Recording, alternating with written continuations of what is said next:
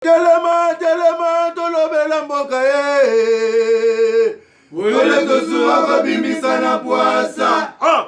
Badepite tovotaki, bazo salarien. Bazo salarien, tokende na funa. Bazo salarien, bazo salarien. Komo tolega na mwamba. Bazo salarien, bazo salarien. Tokende lukunga. Bazo salarien, bazo salarien. Na baboko kuna bibembe. Bazo salarien. Bazo salarien, bazo mwana changu. Bazo salarien, bazo salarien. Bazo salarien, bazo salarien. Ayatola ni molili. Bazo salarien, bazo salarien. Kulune paye. Bazo salarien, bazo salarien. Ayabalengani na mama. Bazo salarien, bazo salarien. Ayatola ni wape. Bazo salarien, bazo salarien. Na occasion la convocation na ye na Assemblée nationale, ministre ya décentralisation Azarias Rubewa ye apesaki pe éclaircissement pe impression na ye na tina ya situation oyo ya Minembwe. Boye bakazaki liboso ya ba députés nationaux pona kopesa eyano na ye na tina ya situation oyo. Boye bate affaire oyo ya Minembwe eso déranger mingi population ya RDC Mobimba. Ye pe ministre ya décentralisation Azarias Rubewa alobaki. Pourquoi cette coïncidence entre ma présence à Minembwe et l'installation du bourgmestre? En tant que ministre de la décentralisation, ayant la décentralisation dans mes attributions, poursuivent-ils quelle programmation j'ai mis en place pour l'installation des autres ZTD créés en 2013? Certains honorables députés ont même demandé que je mette à la disposition de l'Assemblée nationale le procès verbal d'installation du bourgmestre signé par le ministre provincial du Sud-Kivu. Je pense que ce PV également est en train d'être distribué. Au sujet de ces questions, voici les éléments de réponse. D'abord, premièrement, comme pré-rappelé dans ma réponse à l'interpellation de l'honorable Mouindo Zangui, le bourgmestre de Minembwe, ressortissant de la communauté Banyamulenge, et le bourgmestre adjoint ressortissant de la communauté Babembe, et le secrétaire, mais lui n'a pas été nommé évidemment, il est ressortissant de la communauté Banyindu. Donc les deux premiers ont été nommés par arrêté ministériel numéro 25 CAB VPM, ministre de l'Intérieur et de la Sécurité, du 20 novembre 2018. Par arrêté numéro 01 du 20 février 2019, le gouverneur du Sud-Kivu a notifié par ses soins aux intéressés. Les deux autorités furent donc investies. Voici ce que dit la loi sur les entités territoriales décentralisées en son article 56, honorable député, élu légitime de notre peuple. Le bourgmestre et le bourgmestre adjoint sont élus au sein ou en dehors du conseil communal dans les conditions fixées par la loi électorale. Ils sont investis par arrêté du gouverneur de province dans les 15 jours de la proclamation des résultats. Étant hors contexte des élections urbaines, municipales et locales, qui devraient se tenir en fonction du budget par vous à être adopté, j'espère, cette année, le seul élément à tirer de cette disposition dans le processus de légitimation des bourgmestres et des bourgmestres adjoints nommés par les autorités nationales, c'est l'investiture par l'arrêté et la notification, acte du gouverneur de province. Ces actes furent exactement posés en temps réel au lendemain de leur nomination, ce qui leur a valu l'autorité nécessaire de poser des actes depuis environ 2 ans. Des actes qui rentrent dans le cadre de leurs attributions au sens de l'article 60 de la même loi, notamment les actes suivants qu'ils posent depuis 2 ans. Assurer la responsabilité de la bonne marche de l'administration de la commune de la juridiction. Il est officier de police judiciaire à compétence générale. Il est officier de l'état civil. Il assure le maintien de l'ordre public dans sa juridiction. Gouverneur ya ville province ya Kinshasa Jantini Ngobila ye akitaki kuna na sendwe pona ko intervenir na problème oyo dérangeaki ba vendeur ya véhicule mikolo oyo. Site oyo ya Sendwe balingaki ba récupérer yango awa ekomaki likambo ya kowelela mabele. Gouverneur Gentini Gobila lobaki ke mabele oyo ezali ya koteka te pamba te ezo servi na population na vente ya véhicule ya occasion. Population pe sepelaki makasi na présence ya ye moko gouverneur ya ville province ya Kinshasa mpona kokata likambo oyo ederajaki mingi bavandeur ya véhicule ya kotoyo.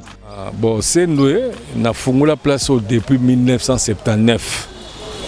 En 1970, donc je suis le fondateur ya awa na banda koteka bituka na 1979 ti lelo yo musada osalaka mosusu te ya koteka kaka mituka tobengisi gouverneur mpo na citation ya mabele oyo tosalaka mosala na biso moto moko abimeli biso awa monsieur Kasongo alobi ke mabele eza ye azwa mabele oyo depuis 1993 afundi biso na parc ya Kalamu tolongo ye toke na grande essence iko atini réquisition et pas ya bourgmestre ya Kalamu po basi akomela biso ke basi suspendre musala na biso tosala ba document kutu yango nyonso tu yango wala yango to bengisi bourgmestre aya to lakisi na papier aye balikamu ndenge ezokendele po ye aloba na biso ke mabele oyo ezali mabele ya l'État eza ya moto te bon lele comme ya monsieur Mukendi ndenge nini.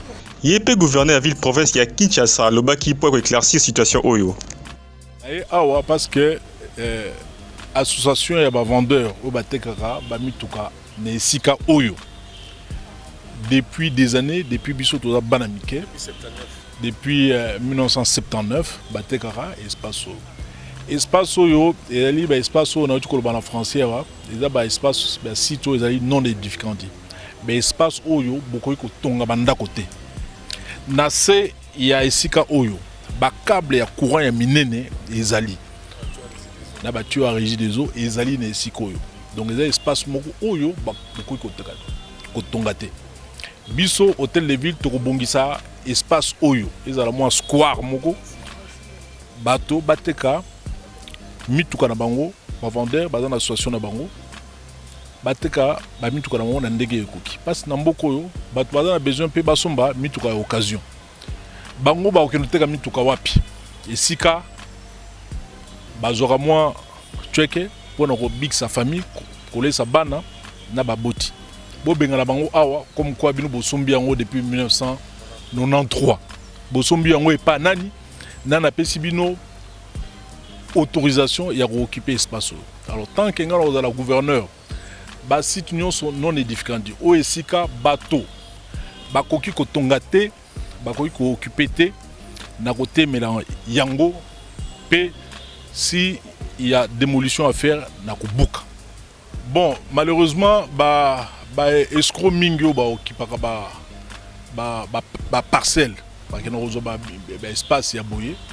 Ça là on a complicité na ba service ya cadastre donc toté mais la bango ba conservateur oyo ba kokota na jewana ya côté ka ba bisika boyo oyo bandeko baza ko bika baza ko lesa bana bango baza ko lesa ba boti na bango en tout cas ba conservateur on a ba kozo moins sanction na ndenge koki pona ba yeba ke epekisami na koteka ou bien occuper ba site ya ndenge oyo. Sous instruction ya gouverneur ya ville province ya Kinshasa, DGRK abengaki ba représentant ya ba banque locale la BCDCP misusu pona association na tina ya plateforme oyo babengi e-tax. Application oyo permettre na population ba consulter ba taxe pe impôt ya l'état. Pe ba te plateforme oyo ezali plateforme numérique ya recette oyo ezape efficace makasi pour aider population na vérification ya ba taxe. Boyo kabino moko ndenge ba participant ya rencontre oyo balobaki na micro ya DSMA ibulu yeke. To bingi ba banque pour te rappeler bango makambo son excellence monsieur le gouverneur aibisaki bango semaine oyo tikoleka pour bakota na molongo ya solution e-tax ya Solitec azali kosala et puis to rappeler bango ndenge bapesaka biso ba relevé bancaire na retard ebele et bango moko ba ndimaki yango et toyokani pour que désormais to bana kozwa ba relevé assez rapidement mais réunion oyo ezali au fait point de départ biso na ba banque faille na bango, bango moko ba reconnaître, ba corriger et puis bisopé tout tient à disposition na bango bateau ba kuka ko travailler na bango correctement pour la mobilisation des recettes et ça la mandenge longobani. Mandenge son excellence monsieur le gouverneur alobaki ceux qui banque oyo et ko se ranger derrière Itax à cause de la obligé pour Longwa na partenariat na bisu. Déjà il faut signaler que Itax va résoudre beaucoup de problèmes, surtout dans le souci de la numérisation des recettes de la ville de Kinshasa. Ça c'est une très bonne chose. C'est vraiment un point que la BCDC, que je représente, a soulevé, a évoqué parmi les améliorations apportées.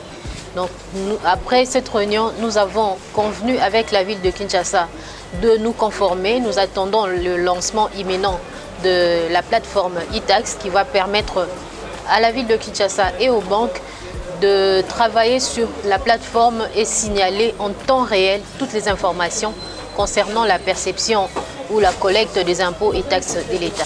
E-banking est un système que les banques, chaque banque individuellement, met à disposition de tous ceux qui ont un compte chez elle, de consulter son compte en temps réel. C'est le système qu'on met en place sur Internet, donc on a la possibilité de consulter son compte en temps réel, mais Itax, par contre, donne la possibilité de consulter en temps réel les informations sur la perception des taxes et impôts de l'État. Voilà juste la différence. Itax est géré par l'hôtel de ville en partenariat avec l'entreprise Solutech. Par contre, e-banking est géré par chaque banque individuellement. Toujours dans l'opération Kuluna égale 0 na commune ya Bumbu. Ba policier ba kangaki ba kuluna ebele oyo baso nyoko la population ya koto oyo tala binomo ko ndenge balati ba machette la kingo loko la chaînette population pe asepela ki makasi na musala kitoko oyo la police azo sala ba côté oyo commissaire ya la police ya Bumbu ye personne ke loko lobati alobaki pe na micro ya deuxième air ibulu yeke yonga toujours dans cadre ya Bumbu Kuluna égale 0 bah ça va dangereux. Ce sont des venimeux, comme on a pas été. Tous les côtés na ba poche, na ba sous-poche. Si quand vous mal tous os doit bango. Tous os kanga bango lokola bambinzo. Tous a toujours un épisode, na feuilleton. La série fait que continue. Tito koma na égal à 0-0. Ba tata ba maman, ceux qui to moni moi na yo akuluna. Et que au bombier n'a pas de choses accomplies. Toute une association de malfaiteurs.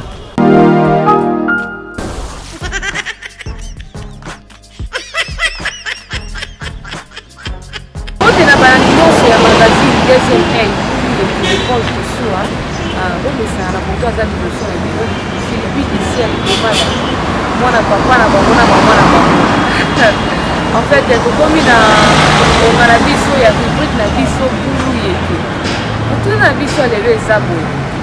Tout ni le loco va bengi cambriole. Tant que on va en français. Cambriole. Liko ba nini. Nde mutu na biso le loco ba. To la ndaba na kimbe ba na.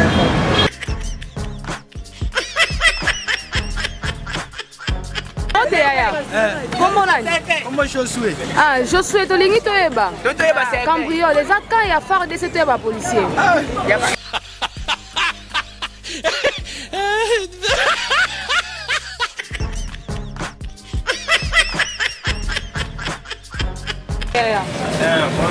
Comment nani? Pardon? Ah, tout ça. Tolingi toyeba, hein? Cambriole. Et ça quand il y a ba phare de cette opé quand il y a ba policier. Cambriole. Ti me wana ngala hivi. Oui, oui, ti.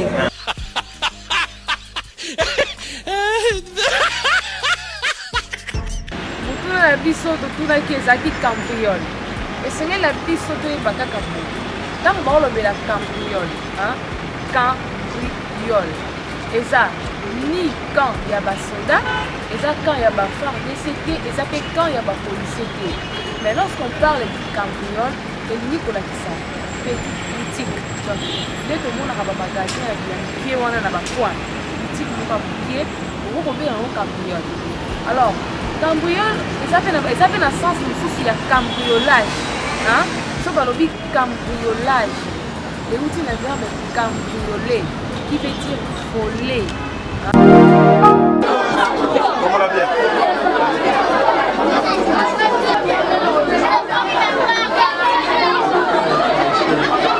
Pour la potion, nous quoi, mon nom est Jean Beka. Nous moi Jean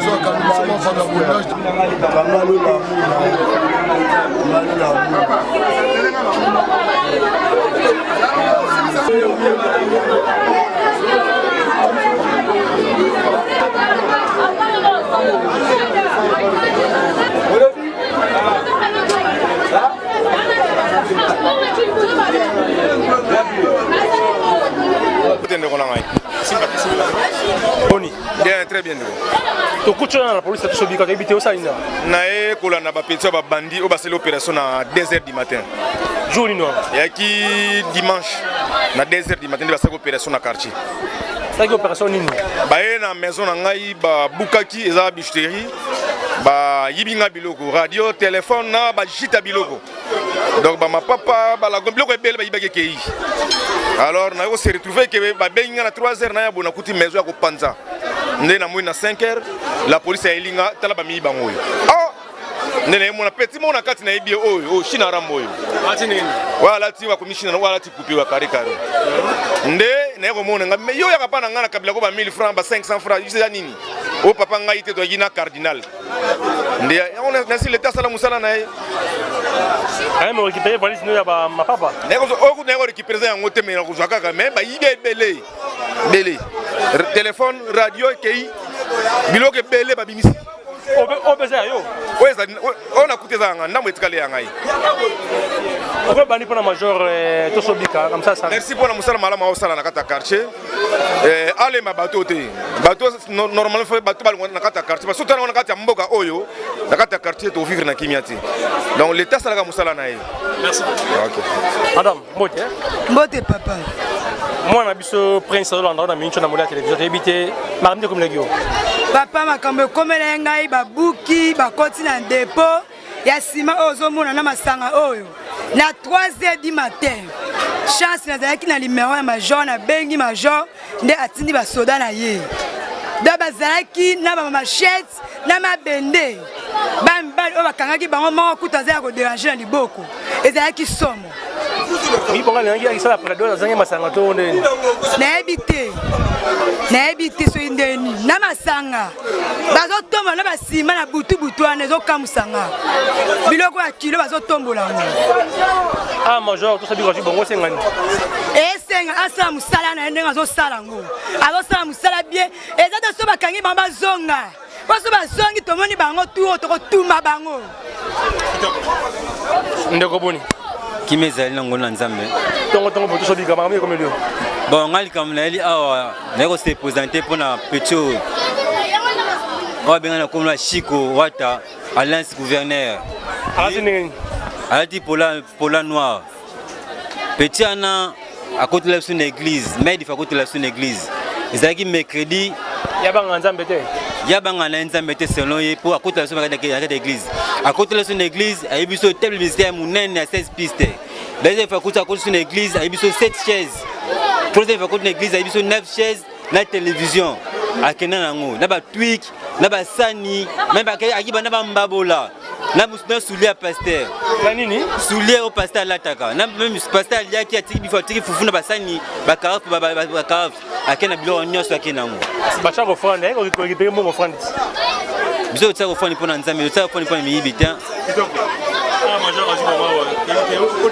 en tout cas pour la major tout sobika ça musala kitoko makasi koleka ozobozomona na ba télévision partout eza commentaire te eza te ko basali ba chez eza makambo yosa makata kaluka mais depuis ayaki atapena kimena nakata kaluka nzamba pambola zo sebele koleka pour musala sana kaluka te venir yo TV télévision za ngai mais ma compte ba kente sala makaka pour muta ba kiti dani maki asini asomba 15 chaises asomba yango muta table pe ndimaki abaki asomba yango mais akopeta lelo biso sombi $450 mais yake te ko $40 azanga mawa alolika 0 abandi biso 0.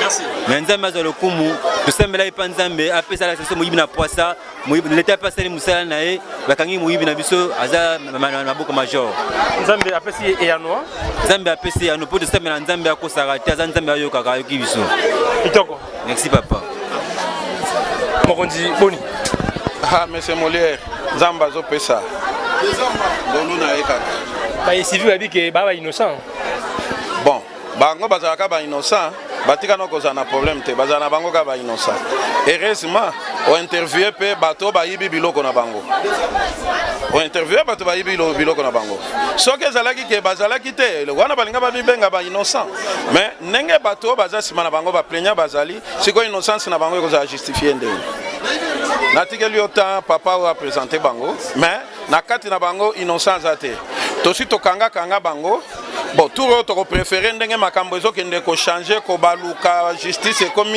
ekomi kozonga kosala mosala nango ndenge esengeli justice mpe esunga biso bato oyo bakendeka place bamosusu bazokende mpo epermettre quartier akanluka evanda na kimia. Merci. Merci mokonzi. On arrive à Bouni. Bon, merci Molia. Bon mikolo. Bon, tozali na ngola nzambe azosunga kaka. Tozali. Bon, bato moi na bengi ozabili na bana kaluka oyo baboyi kotosa. Pona kaluka toso bikazali mais bango baboyi kotosa ne na bengi yo oya ozabili na bango. Na ko expliquer situation moko na moko oyeba asali nini. Toko banana na mese oyo babengi mvenga mukondo. Ye azali mwana base Bagdad. Basangana ina ndewene mususa za suka kuna male bango mibale bazaba na Bagdad. Basala kinini biso za ina poste babengi major na biso ke non si avenue Lonzo quartier de une zobu na makasi ezala jeune moko be babenga ke soki koko azala menacer makasi nde dokita sur le terrain ye moko jeune wana nde akwaki na monsieur oyo nde to komi sur le terrain to se maboko na ndo moto maîtriser na oza suka wana monsieur oyo Chiko Wata oyo alias gouverneur ye pasaka base mona bango gouverneur ani ya ville déjà to gouverneur ya zali gouverneur vive province de Kinshasa te ya zali gouverneur ya base Bagdad musala na ezali nini monsieur oyo akei kokota na kati ya église ayibi batabe de mixer ayibi babiloko ebele ba chaise babiloko ebele presque église ayoki ata mawate ba mama ba papa bakota église bazo 500 francs 200 francs pour na somba babiloko église na bango mais oyo azoya toujours pour na ozong c'est église na sima nde bayaki ba informer major atinde so sur le terrain nde moto kangi monsieur oyo Funina Michael ye alias Chinarambo monsieur oyo awa na toso bika oyo ezali 3e fois to kangaye major la kangi atinde prison centrale ya makala awa na grâce moko ute ko salima omo président de la république apesa ki na mongolo wana nde azali banda amakan surprise azongeli misala na ye monsieur asala kinini ezala ki le dimanche vers 2h du matin akei na makadam na biso abuki maison moko à travers bama bendo zomona oyo oui eza babiloko na ye basima ya musala na ye abuki ayibi ba mapapa ayibi ba télévision ba téléphone ba radio ba biloko moya ndenge wana monsieur wana ko se prendre pas na biso ki ayibi ye nzamba la raté la butu wana tellement commandant na biso alinga mingi ndako te azala toujours na bureau major le dimanche azala permanent ndat akitsaki équipe na ye tozala sur le terrain tozotama na pona koluka monsieur oyo tozokende koluka ye nde toyokuta na oyo kimbuta Delphin na inzulu kikuta oyo bango pe la même opération babuki maison bayibi ba masango moni wana bayibi na ba constater ozomona ona ba saka sima wana ya totie ba maboko nzoka ba équipe mona ye nde batangi ye oh na mito toza na place ko kende ko zwaye baketo balaki timi bisika to kenende to médecin monsieur oyo ba équipe moko babimaki ya ibi na ndenge na ye bango pe basala na ndenge na bango jusqu'à ce que to kena ndako na bango bisika oyo basala ba opération ba bomba ba biloko na minute oyo kolo ndako wana aza en exil akimi pona a concernant meso mi bale o bango mi bande moni bango baza bandeko papa na mwana bazo sa musala mwana na ebité na ndenge major na tse bango maboko boye azotinda bango kuna na parquet à chaque fois na lobaki loko o major na kaluka azo sa musala bakonzi basunga biso na eto kangi bataboye batina bango tout ti kuna bisika basusu bazali basamisa bango en bonne uniforme tina tribunal bakona bango bafanda bisika bango bani ko fanda po bango bazali bato afanda vraiment na batute bamona vena ke na mboko pe regard lo ezali vraiment merci Molia postura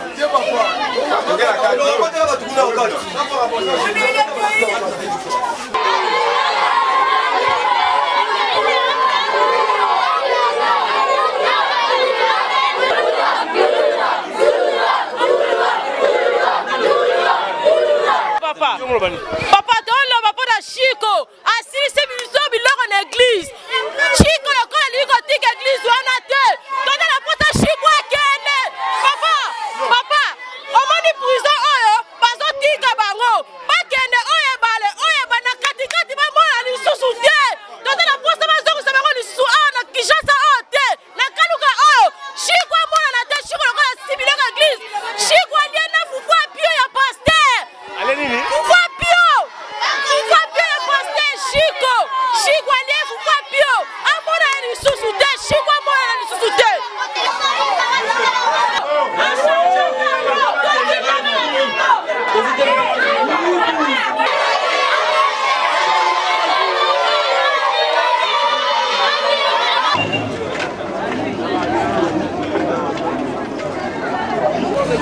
Zani.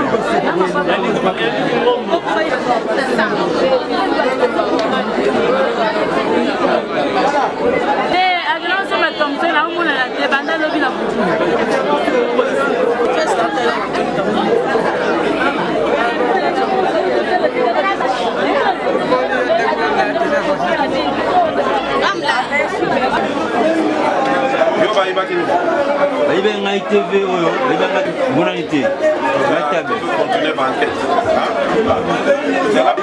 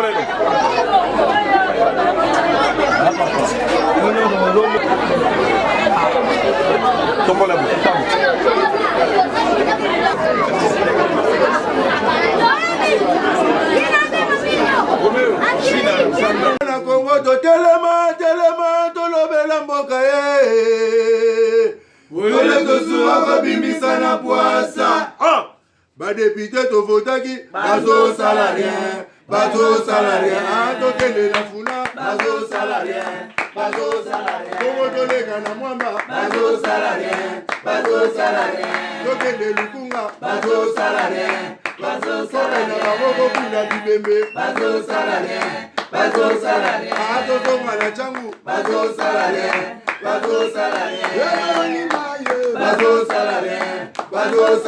alakolali molili bazosala rien ekulune paye bazosala rien ala balengani ba mama bazosala rien